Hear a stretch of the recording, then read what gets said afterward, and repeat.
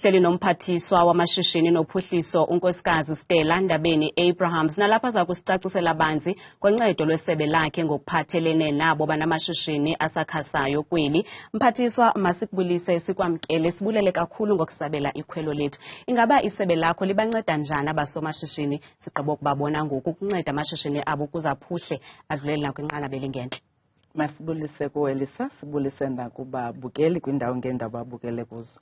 Ekuneneni isebe eli lethu njengoba besisitsho lijongene nokuphuhlisa amashishini abakhulayo. Ndiyabona mhle umsebenzi owenziwayo, noba uthetha ngeandura noba uthetha ngosisi lowenza iti. Apha esebeni ke sithi sibe nee-agencies ezimbini. Enye ijongene nokunikeza ngezakhono zokushishina, le nto ngesingesi bayibiza i-business development support. Ufuna upakhejelwa, ufuna umakethelwa ibhizinesi yakho, ufuna ukwenzelwa i-business plan, ufuna nje ezinto zizokuncedisa. Then xa sele ke ngusithi ndifuna ukwandisa, ndimvile usisi uthi iti yakhe iyathengwa umzekelo koKapa, so usebenzisa iCourier. Mhlawumbi angathanda into yokuba abe nayo enye ibhizinesi ephaya eKapa apho abantu bangazibe bebhatala afumane indawo phaa. Ngoku sinayo iskimu esisibiza ngoba yi-Township and Rural Enterprise Program. ISIFA eyi-agency ejongene nokunikeza ngemali kwabasomashishini. Imali yethu ke ayifani nezi mali zinikeza mahala ngoba sijongene namashishini. So imali yethu izinhlantlu mbini, elinye icala yi-grant, elinye icala yi-loan, bayibiza i-blended financing ngesingesi. So umzekelo kule trap ndithetha ngayo endithi ijongene nosomashishini abasezilokishini nasemaphandleni ihamba iyoma kumyinge we-1 million rand xa sikuboleka. Uyafumana ke pha abantu abenza kwezinto ze-hardware, ubuzibona pha abantu abenza i-saloon, abantu abenza amagwinya i-bakery and all the other township-based businesses. Yona ifuna nje into yoba kubekho ubungqina boba ngumntu waseMzantsi Afrika okanye uzawuqesha u-70% wabantu baseMzantsi Afrika, ubhalisile ishishini lakho apha kumasipala apho uhlala khona. Kwakhona ube ngumntu okwazi uba nebhanki, i-akhawunti yebhanki ngoba imali zethu zingena ebhankini. Kubalulekile kuba abantu kwakhona babhatala i-tax, babe ne-tax clearance certificate ngoba sisebenzisa imali yabarhafi. Yenye nje yeskims ezinazo, kodwa sizawuthi ngoba siqhuba ndiza kuchazela ngezinye. Aba sibabone pha bangabaleka bahambe bayesifa bayoboleka imali. Kanti lo we-hardware angade ayoboleka nakwimali ye-manufacturing. Esi skim esisenzele i-localization ukwenza uba ezi zinto athi bazithenga koosomashishini abakhulayo zikwazi uthathwa zizofakwa kuba sithi masingaloko sithatha izinto ezenziwa ngaphandle zonke. Zikhona ezenziwa apha emakhaya, abantu bakwazi uzenza izitena neentoni, kuyakhiwa ezilokishini. Ezenziwa apho xa zifakwa kwezi hardwares uyakwazi azeboleka imali. Apho ke sibanika up to 15 million rand. Kule 15 million rand uba ngaba uthatha yona u-30% yi-grant. Ze sithi njengoba sikunika u-30% we-grant, sithi inyanga ezintandathu awubhatali kuba lokho ibhizinesi ingakhe ingaqhubi kakuhle. Kufuneka ukubhatala irent, kufuneka ubhatala abasebenzi, then emva kwenyanga ezintandathu ubuye ke nguzawuqalisa ukubhatala ngokwendleko ezisibizayo ne-interest yethu engabizi kakhulu ke bethu na. Mphathiswa, phakathi kwenkqubo enizenzayo sivile into yobana ngaba niyaxhasa nabanini bezipaza shop. Siyayazi ke into yobana ngaba eli candelo lezipaza shop lidomineyithwa kakhulu ngabemi bangaphandle. Sibabiza my friend ke ngoba nabo bathi my friend xa besibiza. So ingaba ke ngoku abanini ababezipaza shop nibanceda njani bona ukhuphisana no my friend? Sasazi sinaso iskimu esisibiza ukuncedisana nezipaza shop esihamba siyotsho phaa kwimali engakanani xa ungumntu onezinto zakho, kodwa inintsi xa ungumntu ongenanto. Kuba sithetha nge-15,000 rand.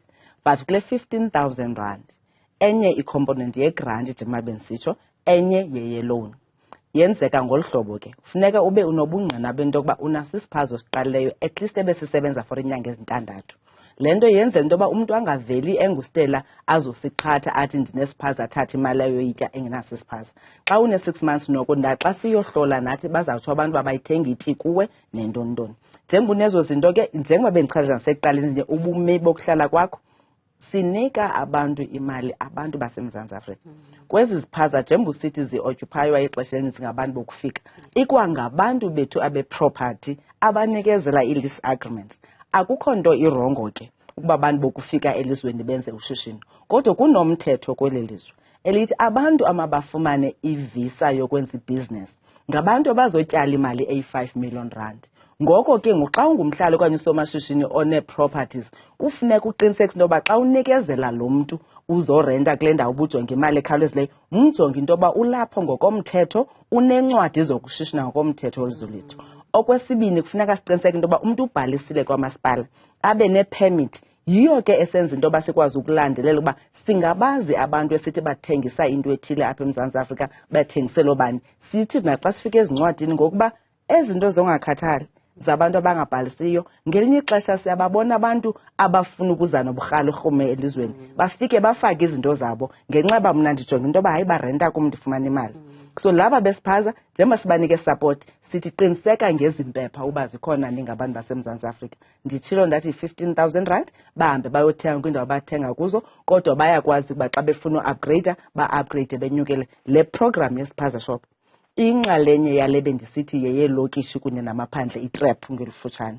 So uyakwazi unyukela ke xa uqonda hayi le 15,000 incinci ngoku ndifuna into yoba ndiyofumana ngaphezulu uyofumana ke up to 1 million rand njengoba benditshilo.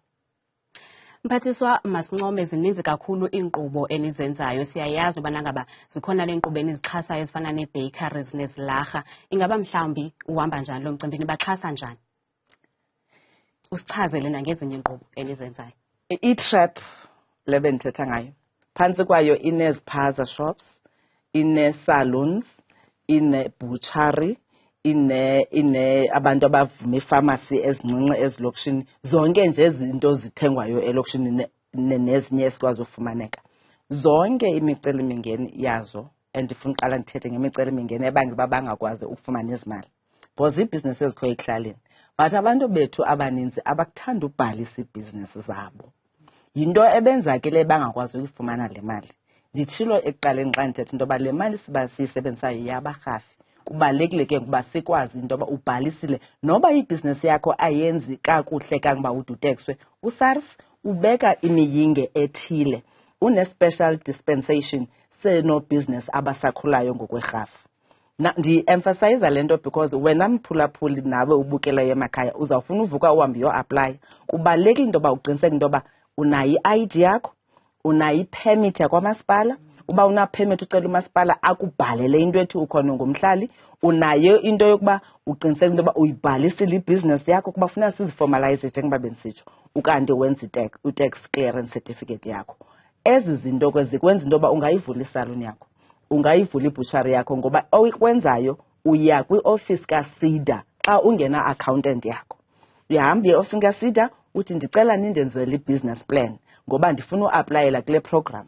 Xa iSIDA ingekho kule ndawo kuyo uya kumasipala okufutshane nawe kula office ibizwa ngoba ye-LED ucele bakuxhumanise bakuncedise ngezi forms siyazifaka kuzo zonke apho singakwazi uba khona. Konke okusikenzela into yoba masibe kufutshane ebantwini bayakuncedisa ufilishe i-information kwezi forms and then zithathwe ke ngoku ziyonikezwa i-business accountants or advisors eziza kuncedisa kwenza i-business plan. Xa uphuma apho uyayithatha i-business plan uyo-aplaya uyifake esifa. Sifa ke ngoku ibuye iza kujonga uba eneneni wenzela ishishini ukufanele into yoba singakunika imali kwaye uyathembakala ukuba ungayibuyisa imali yethu. Abantu ke Lisa banento ethi thina singurhulumente phambi kwabantu sibanike imali siqale sifune u-10%. Siyiphelisile loo nto ngento yokuba abantu abafuna ukushishina nothi ngabo bonke banemali.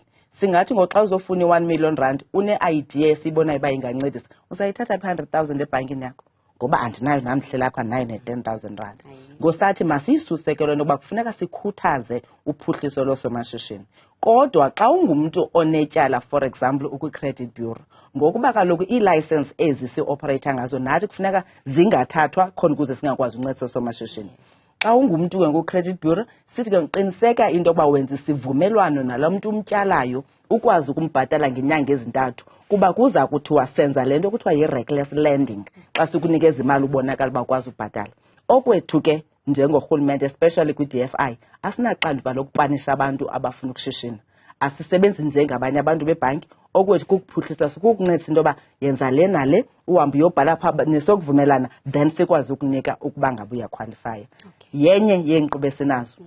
Sinaso iskim esijongene nokumanufacturishwa benditshilo ndasifika ku-15 million rand. Sinayo iskim esijongene nabantu abatsha abafuna ukushishina siyibiza ngoba young entrepreneurs program. nayo it goes up to 15 million rand. Zonke ke izikimi zethu zino 30% grant ngaphandle kwetrap le bendithetha ngayo ndithi ifika ku 1 million rand.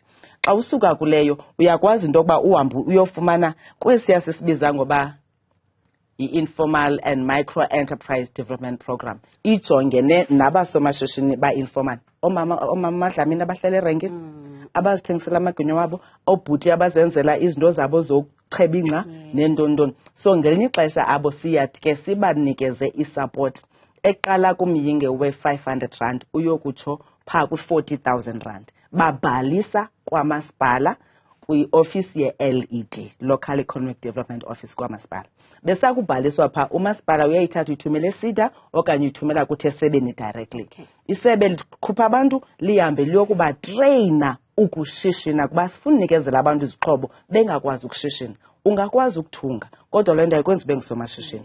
Yiyo le nto sithi ngoba sokuqala umsebenzi omhle masizokutreyina ke on the business side then sikunikezela equipment. Ngaba sithi bancinci nyani ke abo sibanika apho 40. Leyo ke igrant. Siyaphisa nje mahala, siyafana nabanye ababaphisayo, ayibolekiswa iyothini. Then kubekho laba bathi mna mphathiswa sendizenzela ibusiness yam, ndifuna nje uexpand imarket yam ndiphume eAfrika okanye South Africa. Mna mphathiswa ndifumana ithenda endaweni ethile, ndidinga nje imali yokwenza okuthile. Siyababoleka ke le siyibiza ngoba yi-direct lending. Sibaboleka imali nayo ixhomekeke ukuba icontract yakho ithini. Le contract ke ngoku njengoba uzayifumana ngoba sigqejiwe kakhululisa.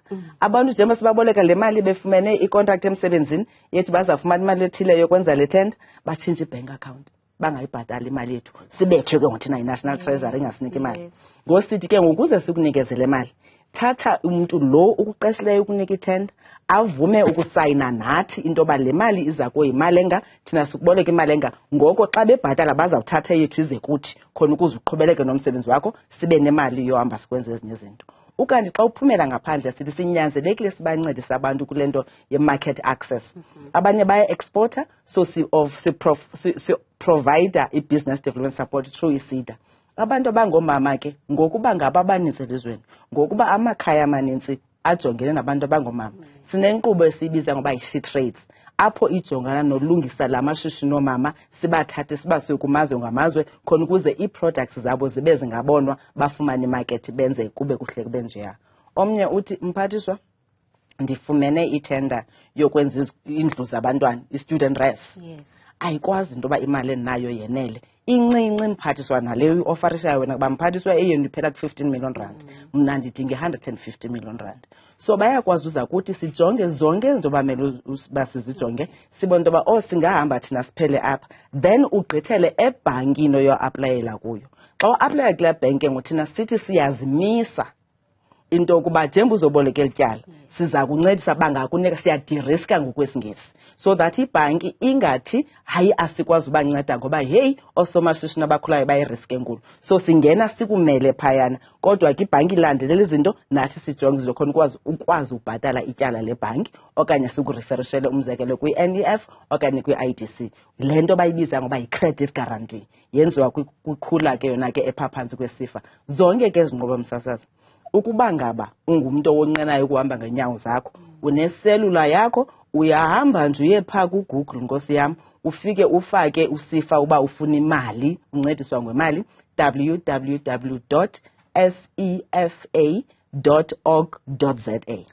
Uba ngaba ufuna uncediswa ngebusiness plan okanye ufuna uthengelwa nje ibhena yezinto ze-marketing nezinye izinto, uyahamba uya kwiSida, www.seda.org.za.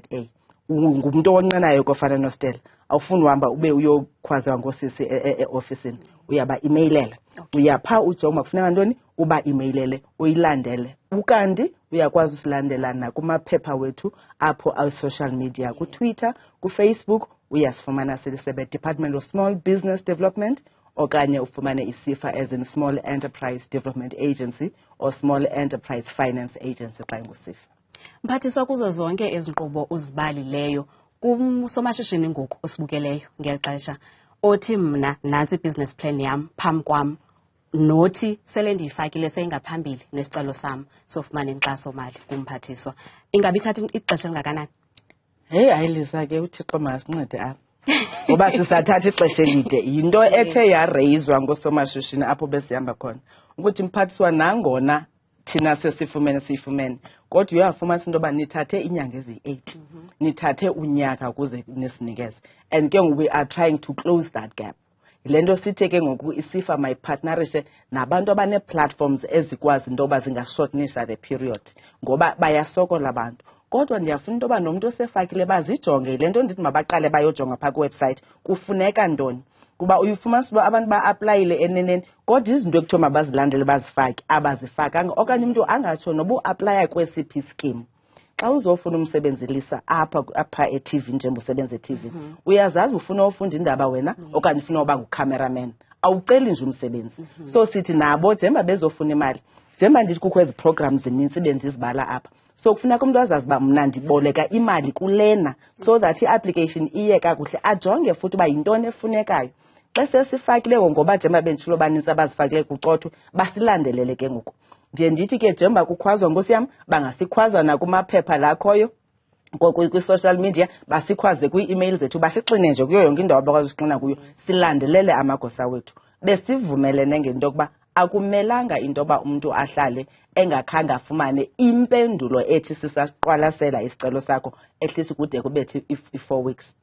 Then siyazi ke ngoba kulandelelwa ezi processes, because kukho iprocess ebizwa ngoba yi-due diligence ekufuneka iphicothe ifumane yonke into zigqithiselwe kwintoni ngontoni. Kodwa umyingi besisithi ku-CEO njengoba besihlangene nayo nebhodi zolo, sithi masike sizame mani ubuncikane beyi-3 months si-improve. Siyayazi lithuba elide kodwa uba singa-improve abantu bakwazi ukwenza loo nto kungeli xesha ke sisajongene nokwenza yethu iplatform ye-digital, sikwazi nathi ufana njengebhanki umntu a-aplaye in 24 hours afumane imali yakhe. Mphathiswa, phambi kokuba sikhulule amazwi akho okugqibela koosomashishini bethu abasakhasayo, yabathembisa uba uncedo nyhani bazalufumana ngohlobo uyibeka ngalo. Okwam kukuqinisekisa koosomashishini masingamameleni uba kuthiwa sisakhasa, ishishini lishishini. Le nto ithetha ukuthi ke xa ulishishini kufuneka wenze njengoosomashishini zonke into ezifuneka kwamashishini akho kufuneka zifunyenwe kokokuqala. Okwesibini, siyathembisa into yokuba apho sikwaziyo ukunceda, apho uyimithayo yonke le mininingwane ufike ifunekayo siza kunceda, kodwa konke oku kwenzeka within the budget. Yiyo le nto uzawusiva sizoyokothula ibhajethi yethu ngoku apha kuMeyi sichaza uba kulena iprogram sinamalini, kulena sinamalini, khona ukuze siyazi into yoba njengoba nigxalathelana senza kanje. Kodwa sithe asifuni ukuphelela kule mali yethu sodwa, siyenza nakhona kwi-ecosystem esebenza nayo. Abanye abantu bafika basixhase, ii-partners ezinjenge-EU zize zifake imali ezithile khona ukuze kwande apho abantu maba-aplaye khona. Sizimisele ukunceda onke amashishini, kodwa i-reality into yoba amashishini maninzi ngoku ndithetha nawo apha eMzantsi Afrika ngokoqikelelo kuthiwa sinamashishini akhasayo ayi-2.5 million, andikathethi nge-cooperatives. Yiyo le nto umongameli athe xa ethetha wathi funa kwenziwe imali ezawuncedisana, wayibeka ngoba izawuba yi-10 billion rand. Sitshilo ke nangumongameli uba siyayiviyela mongameli le mali, kodwa uba ikezi apha esebeni lona lunoxanduva lokuphuhlisa izawunceda only abantu esele be-established. Aba basaphuhlayo bafuna uncediswa nango-aplaya kufuneka sibabonelele. Umphathiswa uKotongwane ujongane naloo nto ngosithetha ngayo uba maka-aveyile imali yaloo nto. Sizimisele ukusebenzisana noosomashishini ngenxa yento enye msasazi, asibenzeli favor. I-National Development Plan yaseMzantsi Afrika ithi amathuba emsebenzi aza kudalwa ngo-2030 ayi-11 million, ayi-11 efuneka edaliwe. I-COVID ya-increasa ya-edisha 2 million, yayi-13 million. Ithi i-National Development Plan la mathuba aza kuvela u-80 to 90% uza kuvela kumashishini akhasayo. Yiyo le nto singurhulumente nakwi-Economic Recovery Plan yethu sithe mayibe phambili ye-SMME, mayibe phambili into yoba sidilishane ne-red tape. Ubonile umongameli uappointe utata uNkosi, ezi zinto ziyimiqobo ekwenzeni ibhizinesi nawe ubukhalaza ngazo. So sifuna uba sihlangabezane, sijonge ipolicy okanye uba ngumthetho, sijonge imali apho kufuneka ifumaneke khona, uba sincedise wonke imali, sijonge zonke izinto zenza oosomashishini baphumelele khona ukuze baza kudala amathuba emsebenzi. Luxanduva lwethu singurhulumente. Mphathiswa, masibulele kakhulu ngexesha lakho. Siyabulela.